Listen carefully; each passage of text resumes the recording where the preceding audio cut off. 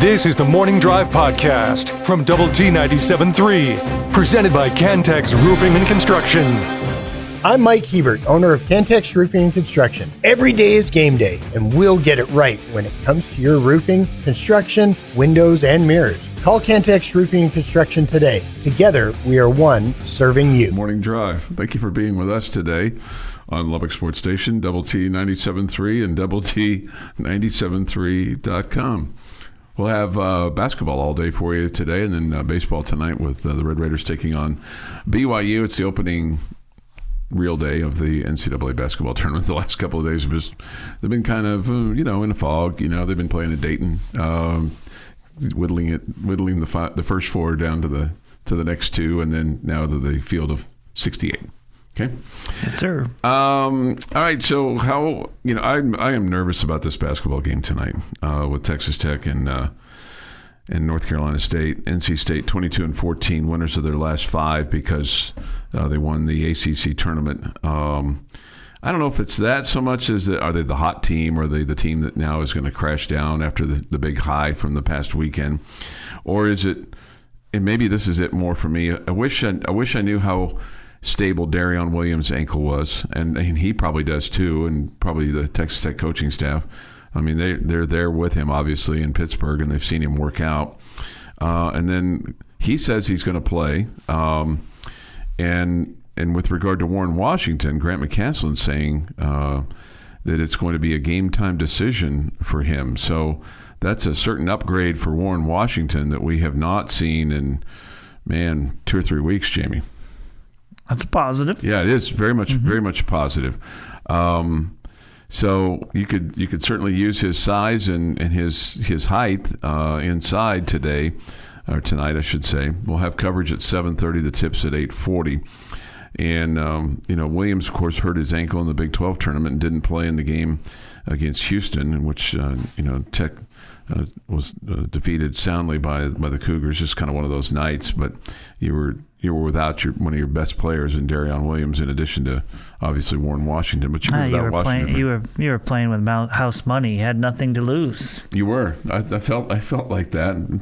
I felt like that, but then you lost the game by really a little bit more than the house would like to lose by, Jamie. Okay. How confident are you about today's game? I'm about a 55 out of 100. 55 out of 100. Yeah, I think you'll win, but not super confident. Yeah, no, I feel similarly. And then I went ahead and doubled down on this game, and I picked Tech to make it to the Sweet 16. This was a very disturbing bracket to pick this year because there are just some inherent matchups in there that I just didn't like having to choose over. Like I hate that Tech potentially could play in the Sweet 16 Marquette if Marquette gets by Western Kentucky and Florida, which then that puts you in a Shaka Smart matchup. And I hate picking Shaka, but I did. And then looking down at the bracket a little bit further, I picked KU to beat Samford, and then I picked Gonzaga to win. I picked Gonzaga to win because I felt like that they would beat McNeese, but then I didn't want KU to be matched up with Purdue because I didn't want to have to predict Purdue over KU because I know they're the better team. And I knew if I picked KU, I'd be looked at as a homer, which I somewhat am. So I picked Gonzaga to beat Kansas, and then Gonzaga to beat Purdue, because I just didn't want Purdue to get into the Elite Eight. It's not a sound, mature basketball decision, but it's one I did. I mean, you're picking an NCAA bracket. There's a lot of things that factor into decisions, and part of it is like actual analysis of the basketball. Well, I did. But part of it is what you want to have happen and who you're rooting for and all that. At least when I fill out my brackets, that's probably why I lose so much. Right, the emotional aspect of it. At it. But I have Baylor going to the Final Four. I don't like that either. But I kind of went off the premise. Over the last few years, only one team, no more than one, has gone to the Final Four of the number one seeds, and last year none of them did. And this year I've got Houston playing in the national championship game, which is just has bitter distaste in my mouth. I have 3 Big 12 teams in my Final Four. Do you? Speaking of homers. But I'm not really a Big 12 homer. Yeah? I'm not. I don't root for these teams in the postseason per se. So who did you put in your Final Four? Iowa State, along with those 2 you just mentioned. Okay. I have UConn, Houston, Tennessee, and Baylor. So who do you have winning it all? Houston. Houston. Okay. I have Houston playing. I have UConn repeating, which would be history because that's not happened since, Billy Donovan's Florida teams went back-to-back with, Yannick Noah's son playing for Florida. Joakim. Yeah, right. he's now Joakim is known as, or Yannick is now known as Joakim's father, as opposed to Joakim being known as Yannick's son. A little bit of this, a little bit of that. I wouldn't say that. Yeah. I got Iowa State going a long way. I'm a tennis guy, so I wouldn't say that. I have Iowa State and BYU playing. I think that's somewhat unfair, but I mean, I guess the rules of the bracket are that you can What's face. unfair about it? Well, I don't think conference opponents should be playing each other in the Sweet 16. I think that you should have to get to the Elite Eight. But the problem is with so many Big 12 teams and SEC teams and Big 10 teams, it's unavoidable. Yes, it's unavoidable. It's fair. It's unavoidable. I would like to have picked Iowa State over UConn. I just didn't feel that good about them. But yeah, there's just so many things that I kind of looked at this bracket when I was doing it. Then I wanted to pick Purdue out earlier, but they would have had to have been beaten by TCU, and I didn't want to give Jamie Dixon any credit. So there's more hate in this bracket, I think, than there is love in this bracket for me. Sports hate, it's a part of it. Sports hate is okay. You don't have to feel bad about that. So we'll see. We'll see what happens and see what happens with the Red Raiders tonight. If you want to share some of your bracket stuff, you certainly can with us here on the Morning Drive. Your daily dose of sports and fun. This is the Morning Drive Podcast from Double T 97.3, presented by Cantex Roofing and Construction. Today is Thursday, March the 21st. 2024, that's the year that we're in. Here is Jeff McGuire with This Day in Sports History. Yeah, that checks out. Okay. Little... check all the boxes this morning. Right, no, perfectly fine. 1946, Kenny Washington signs with the Rams. He is the first black NFL player since 1933. I did not know there was one before. Yeah, it's crazy. Like the first black NFL coach was in that same time period, and then there was a long stretch as well. That's weird that there was a time where they didn't after they did. 1953, NBA record 106 fouls, 12 players fouling out, with the Boston taking on Syracuse. I do not have a score or an actual box sheet. 12 players fouling out of a game, though. That's called a tight whistle, folks. It's a team from New York and a team from Boston. There's a lot of hate going on, I'm sure. Yeah. You imagine Chuck and Fink, how furious they would have been. Oh, they'd have been through the roof. I think the only person who might have go worse would be Choice Woodman. Yes. Like, how are you going to foul out 12 people out of this game? There's only 14 people in the building. Gosh. 1961, Art Modell purchases the Cleveland Browns for a record sum, and this is actually a pretty penny, $3,925,000. 1978, Padres fire Al Dark. He is the second manager ever fired during spring training. What year was that? That would be 1978. 78, so Billy Martin was not the first. Not the first. Yeah, and it's really weird because Al Dark replaced Dick Williams on the end of that Oakland A run, 72, 73, 74, and won a World Series title. And then he and Finley got upside down with each other. Shocker, right? 1980. Chuck, what's my least favorite thing in sports history? The Olympics. The Olympics. President Jimmy Carter announces that the U.S. Olympics will boycott the Olympic Games scheduled to take place in Moscow that summer. The announcement comes after the Soviet Union failed to comply with Carter's February 20th, 1980 deadline to withdraw its troops from Afghanistan. And hundreds upon hundreds of athletes don't get a chance to play sports because of politics in an event that was designed to bring countries together. Thank you, Jimmy Carter. Why don't you go grow some peanuts or something? Is there a Jim Thorpe story today, too? No. For us? Okay. He would have been before now. 1992, on a much happier note, Cheryl Swoop scores 28 points, and the number 12 Texas Tech Lady Raiders rally from down 18 points down to Santa Clara for their first tournament win, 64-58. They'd have a couple more. That's good. 1994, Wayne Gretzky ties Gordie Howe's NHL record of 801 goals. I bet he'd pass it. I'm going to pull a little psychic reading. I'm thinking we're going to be talking about him again tomorrow. Just a hunch. And in 2003, Andre Emmett has 14 rebounds, and Robert, there's no way I'm going to get this right, and I should know this. Lewandowski. No. Tomaszek?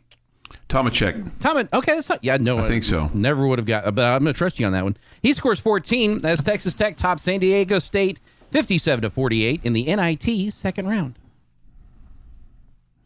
That team would go on to play in the at Madison Square Garden in the quote Final Four of the NIT.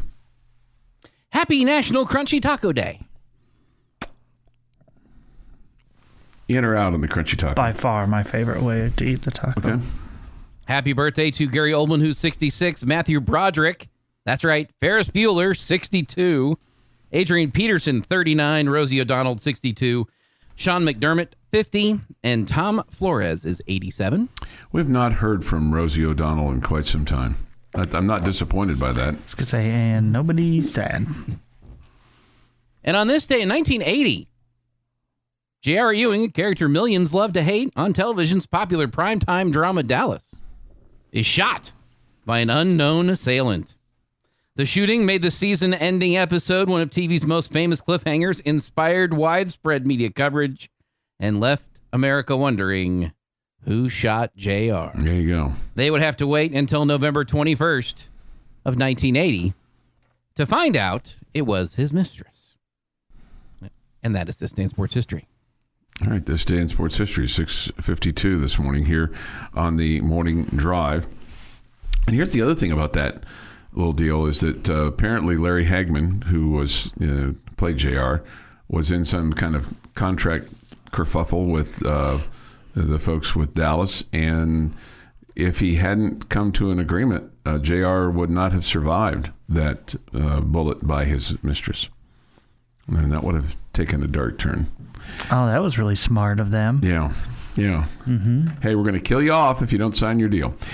Have you? And I got alerted to this on my way to work this morning, listening to Two Pros and a Cup of Joe here on Double T 97.3.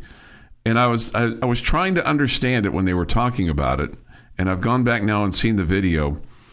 Have you heard about Joe Mazzulla, the Boston Celtics coach, and what he does as there's a timeout? So let's say you're the opposing team and there's a foul and there's a media timeout, or there's just a timeout and the opposing team, somebody has the ball, and you know how players will just take a shot, when they're just taking a shot, as they're kind of walking away from the ball, at the Celtic end of the court. So they're just putting up a shot and then they're going to go to their huddle. Okay, they just happen to have the ball in their hand. He goes out and charges the player and tries to block the shot and keep them from shooting. The head coach. Okay. And so now he's been told to stop doing that. Which is the craziest thing ever. Maybe not ever, but it's pretty crazy. I've heard some things on this show. That's pretty crazy, though. He's 35, so he's still a relatively. It's not like he's a pot-bellied coach, that's running out there in a sport coat that won't button in front. I mean, it'd be funnier if he was though. Mm-hmm. Yeah, but he looks like a guy that could still hoop it up, and probably does in practice. But yeah, I mean, it's like he goes out there and like arms extended and like tries to block the shot of name the player who's just taking a shot there after the buzzer sounded and play is stopped. It's a little odd. Little odd. Your daily dose of sports and fun. This is the Morning Drive Podcast from Double T 97.3, presented by Cantex Roofing and Construction. On the Morning Drive, we'll take your thoughts and comments in the Yates Flooring Center chat line. Go to doublet973.com. That is the mobile app, and it's presented by Happy State Bank. We'll take caller number 5 here this morning, and you can have 2 or 4 tickets. This is for tomorrow night's baseball game between Tech and BYU. This is a 6:30 first pitch. We'll have coverage tomorrow night at 6 on Double T 97.3, and then first pitch at 6:30. Today's game is on 100.7, the score at 6, and then 6:30. And here's the other thing that you're going to get your choice of, that you don't always get your choice of. You can either have the aisle seats, the 1, 2, 3, 4, or you can be down the row, 5, 6, 7, 8, if you prefer. So if you're an aisle seat person, just tell Jeff you want seats 1, 2, 3, 4, or just 1 and 2. If you only need 2, then you can just take 2. So just give us a call at 806-771-0973 on the Visual Edge IT hotline, and Jeff will hook you up with that. Again, that number is 806-771-0973. I'm rooting for all the new Big 12 teams, which obviously does not include UT. The conference needs to do well to be attracted to future additions and to attract top talent. I do not share your view on that. I root for 2 teams in the Big 12. I root for Tech and I root for KU. And, some people just root for one, and I'm just fine with that. So if you want to just root for the Red Raiders, I'm good with that. If you have another school in the Big 12 you want to just root for and just root for them, I'm good with that. I'm not a root for the conference kind of guy. I don't share your opinion on that. And Jamie, yeah, I'm definitely right there with you. Is right there with me. So I will tell you this. I mean, and I certainly didn't want any injury to come to him, but I'm a lot more happy to root for KU in the tournament now that Kevin McCullough's not playing. So, and I realize that's counterintuitive because they have another guy that's a transfer from Michigan, and they have other transfers as well. But that particular transfer really irritated me and upset me, and so now that he's not playing, I feel like I can root for him again. So I haven't really followed him very much this year because of that, and so that if they go 1 and done, I'm good. If they go 2 and done, I'm good. Whatever they go, I'm good. So I'm nervous about tonight's game with Tech and North Carolina State, but I do think that you could make a little bit of a run here, and gosh, you never know because look, all the better teams aren't necessarily going to win today. Sometimes teams get hot, and we all know that. Sometimes teams win that you don't expect. All right, so we'll have Tech baseball on the air for you tonight. As this was it's interesting to me. I mean, Jamie explained it about an hour ago, and if you missed that, we'll kind of go through that again. But Mac Hewer is going to pitch tonight for the Red Raiders, 2-1 with a .466 earned run average. Kyle Robinson will go tomorrow, and then to be determined on Saturday, probably depending on who you've used and how much you've used him, right? Or unless there's somebody secret hanging in the I wouldn't guess you're going to start anybody that you have used at all. Yeah. But I mean, in the weekend series, in the Thursday, Friday, Saturday. Right. But so, I would guess it's either Washburn or Petty. Okay. Yeah. I don't really see any other. I don't know. Maybe a Jacob Rogers, maybe. But. And so let me ask you this. You don't want this to happen, but let's say somebody gets knocked out early, like Robinson gets knocked out early tomorrow. Then who would be the more? Would that be more of a Zane? Both of them have pitched out of the bullpen. Both, not necessarily for the Red Raiders, but both of them can do either. Yeah, so it wouldn't be necessarily a preferred one in that case. Has Zane Petty done enough to earn a start, do you think, on the weekend? That's a good question. I mean, obviously his start prior to Tuesday was terrific. Ultimately, you came out of Tuesday feeling like, okay, that was a little bit of a rough spell, but the way he finished it off, you kind of felt like, okay, he got it figured out. Mm-hmm. I wouldn't say that they're in a position where they don't trust him to start on the weekends. So I don't think that's. I guess the answer is yes. But at the same time, if Jack Washburn was killing it, you would probably say, well, no. Yeah. So it has to do with Washburn as well. Mm-hmm. Do you expect to see the same middle infield with Tracer Lopez at second and TJ Pompey at short? Flip-flop those. Okay. I was looking at the projected lineup. Okay. I'll flip-flop those. Yeah. Do you expect to see TJ Pompey at second and Tracer Lopez at short? Yes. Okay, thank you. Yes.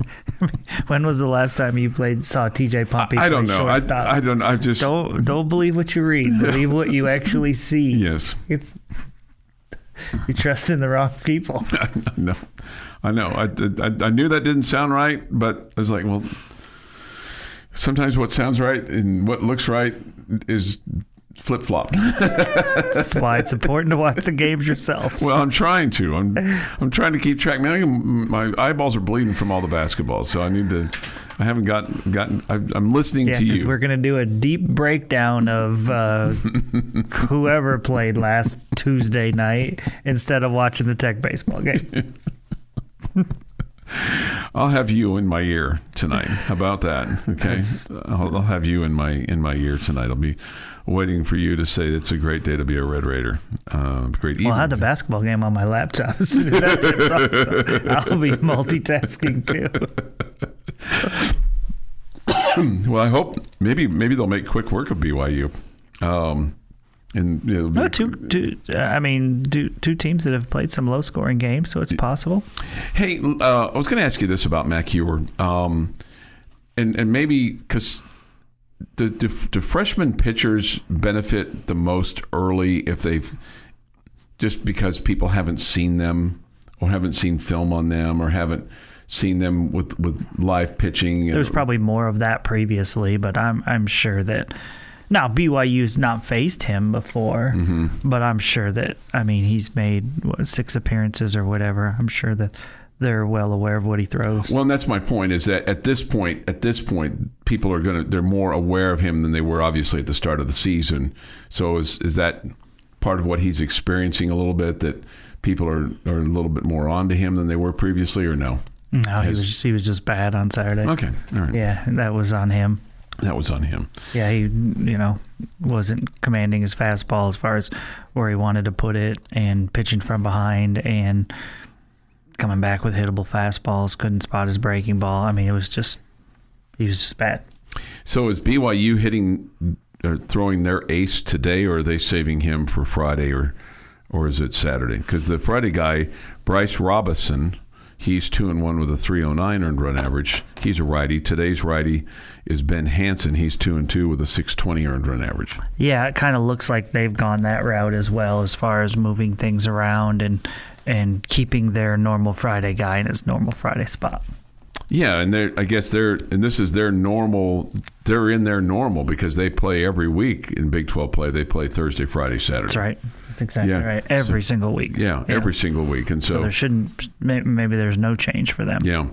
I really like. But it doesn't mean that, obviously, we've seen it before with the Red Raiders where they started their best guy on Saturday. It kind of feels like BYU's doing the same thing, but they just do it on Friday every week. How about this for a left-handed pitcher's name? Cutter Clausen. There you go. I wonder if he throws a cutter. I don't know. He's 0-3 with a 729 earned run average. He doesn't. I hope he's 0-4 when Saturday evening hits and his ERA balloons to an 8 or a 9. Mm-hmm. Probably take some work to do that, but sure. You'd certainly take that. The Morning Drive podcast from Double T 97.3 is presented by Cantex Roofing and Construction. Time now for Jamie's question of the day on Lubbock Sports Station, Double T 97.3. All right, pretty simple question for you here, Okay. Chuck. Which Big 12 team do you think will go the farthest, and which Big 12 team do you think has the best chance to not make it out of the first round? I think Houston goes the furthest. I have them going to the national championship game and losing to UConn. I think KU is a candidate to lose to Samford. That's a popular pick. And I think two things on them. I think they could either go on a us against the world kind of run, or they could just fold up their tent. And kind of based on how they've played, it wouldn't shock me for them to get knocked out in the round of 32. I could also see TCU getting beat by Utah State if they don't come out and shoot the ball well, especially from three. So those are my two candidates. But I'll say either one of those teams, KU or TCU, could be the first ones out. Jeff? I'm with Chuck on Houston. I think they're on a national championship tear. I would be shocked if they're not in the Final Four, if not the national championship game.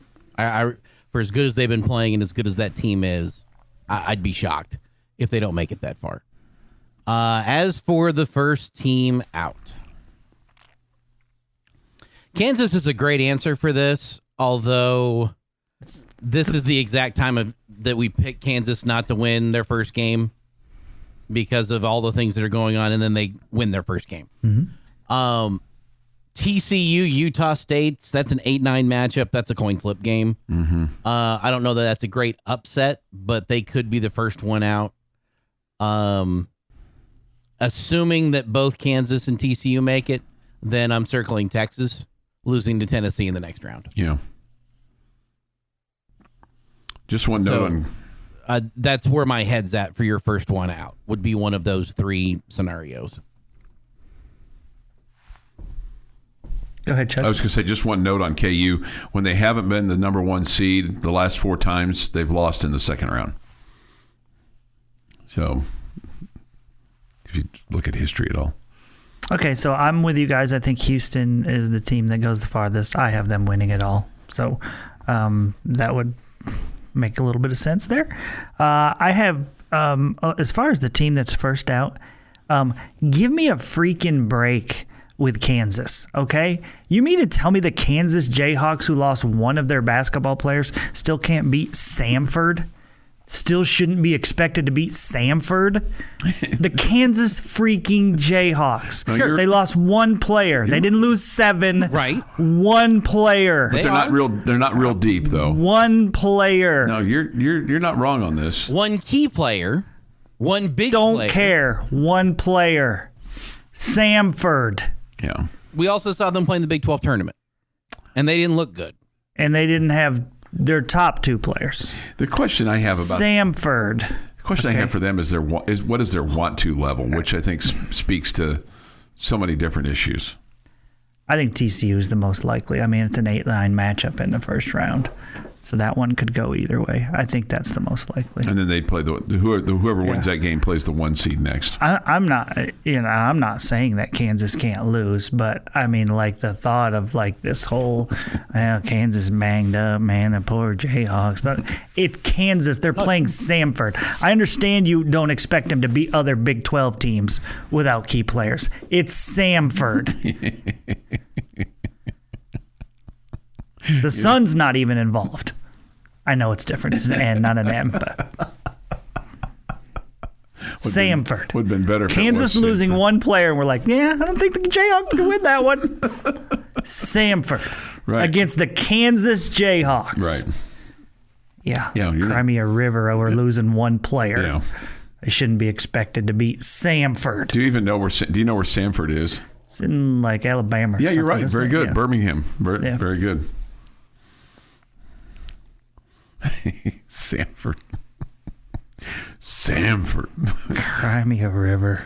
I'm just thinking like Wichita State Shockers going off like that. I could see that happen. I mean, Bill Self should expect to play his bench 5 and beat Samford.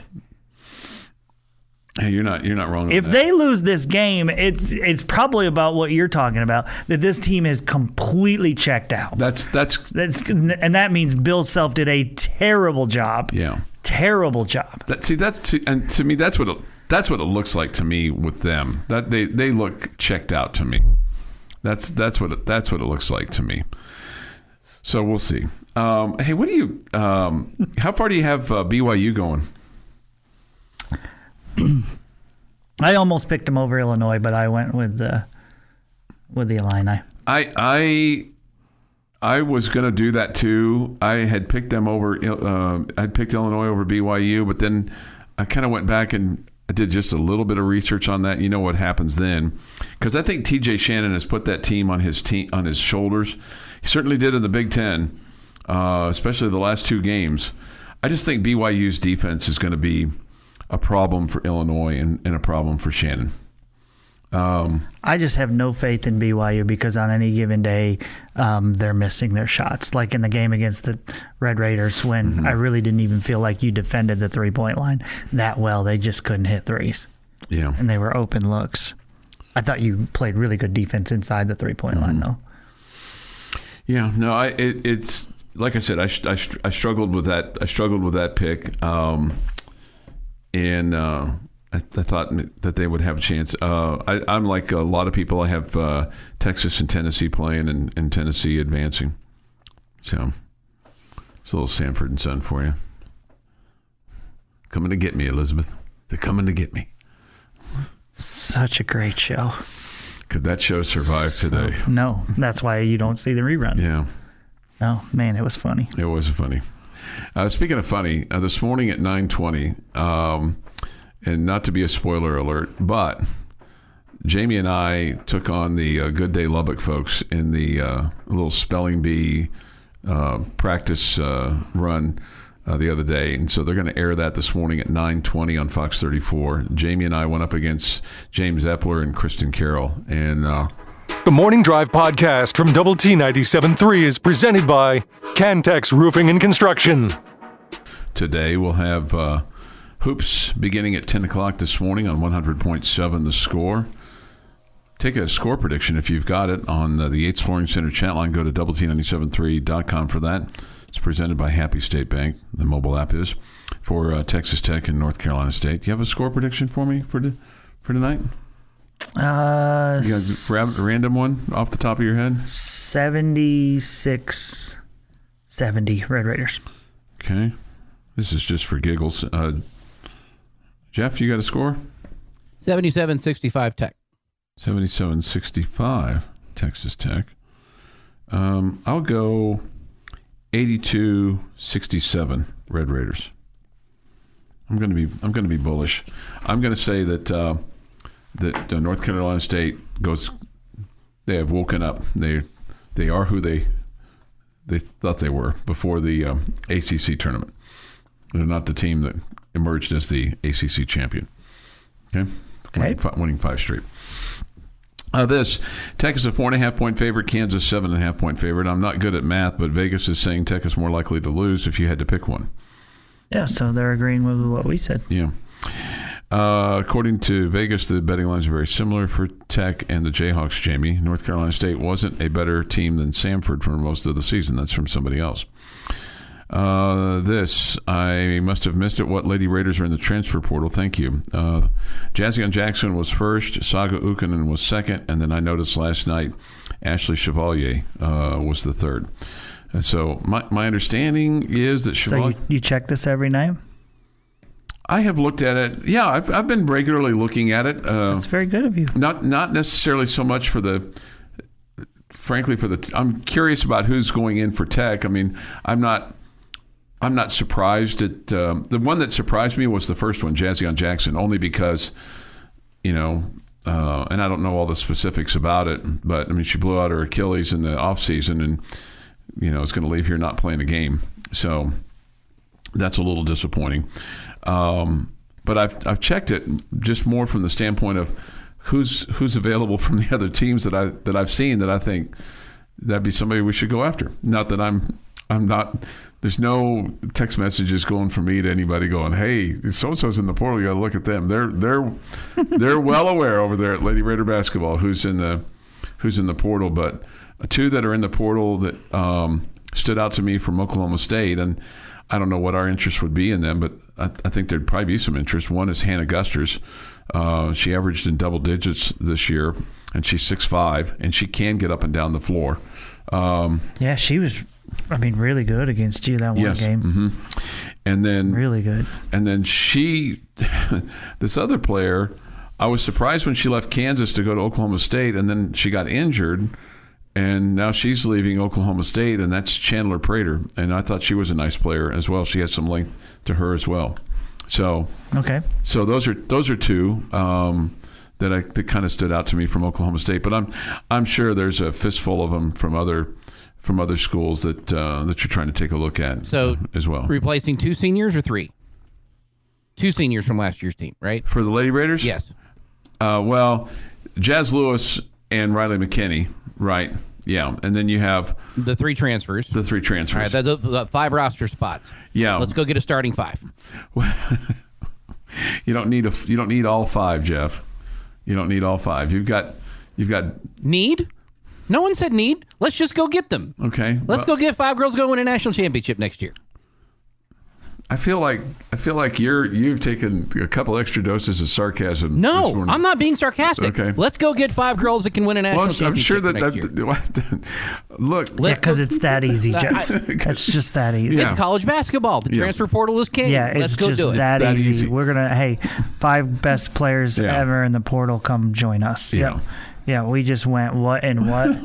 We're playing in what postseason tournament? But you 5 best ones come play here. You don't need that number. There are things that you need. You need a point guard and you need an athletic big. Okay, those are 2 things that you really need. You're not playing in any postseason tournament this year. You had a 10-game losing streak. You need all you can get. Nobody's disagreeing with that, Jeff. Jeez. I'm looking forward to this. I want to see a new starting 5. Okay, well, you don't necessarily need. I know we don't necessarily need a starting 5. You don't necessarily need a new starting 5. You got some really nice players that if you could get some additional height inside and some. That would be a great start.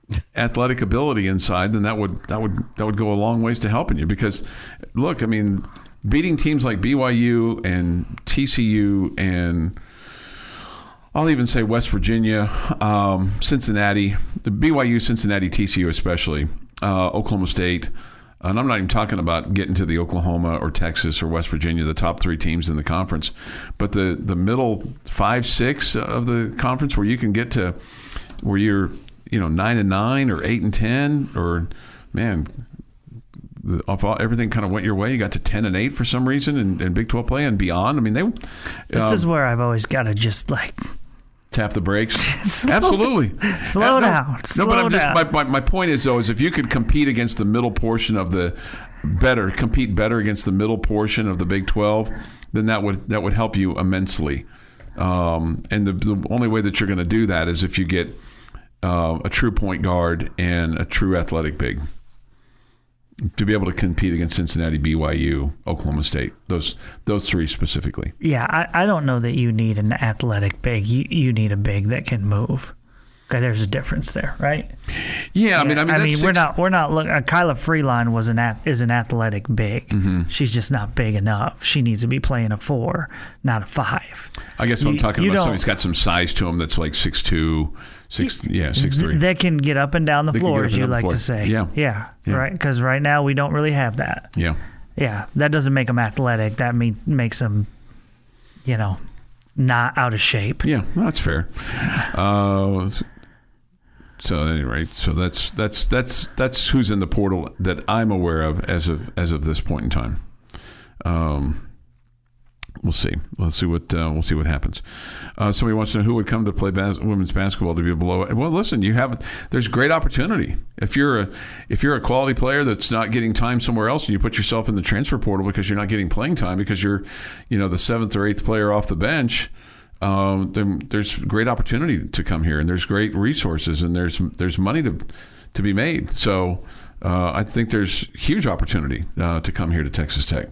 Or any school that would be of similar size in a Power 5 conference, Power 4 conference now, especially for Tech.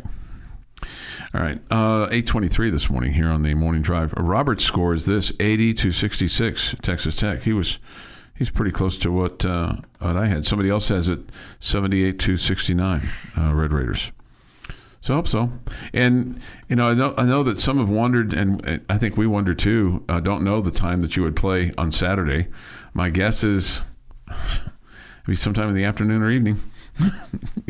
Since you're playing so late, in fairness to you, you're going to be the late afternoon game or the evening game. Yeah, I would think a Texas Tech versus Kentucky matchup would be a good one that the TV folks would like. Sure, so prime I wouldn't time. expect that early. I would expect that, middle, 5 to 8-ish.